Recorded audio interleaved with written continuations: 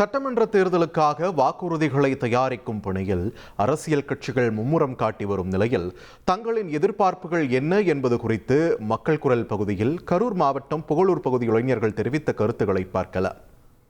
நான் கவர்மெண்ட் கிட்டேருந்து என்ன எக்ஸ்பெக்ட் பண்ணுவேன்னா, டெம்ப்ரரி ஃப்ரீ ப்ராடக்ட்ஸ் கொடுக்காம அதை ஜென்ரல் பப்ளிக்கே அதை அஃபோர்ட் பண்ணுற மாதிரி அவங்கள டெவலப் பண்ணும். அதுக்கு தான் மோஸ்ட் இம்பார்ட்டண்ட்டாக நான் என்ன நினைக்கிறேன் அப்படின்னா, ஃப்ரீ எஜுகேஷன்.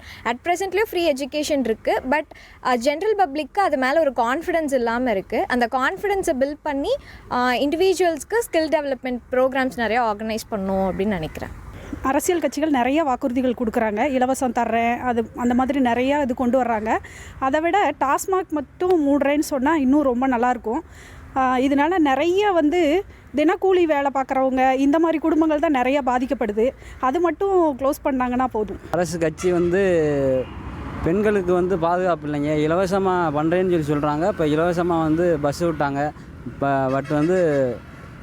ஸ்டாப்பில் நிற்கும்போது கண்டக்டரும் டிரைவரும் பார்த்துட்டு நிப்பாட்ட மாட்டுறாங்க. அது அவங்களுக்கு எந்த ஒரு பயனுமே இல்லைங்க. கம்பல்சரி 100% பெண்களுக்கு பாதுகாப்பு கொடுக்கணும் அப்படின்றத நீங்கள் ஃபஸ்ட்டு உறுதிப்படுத்துங்க.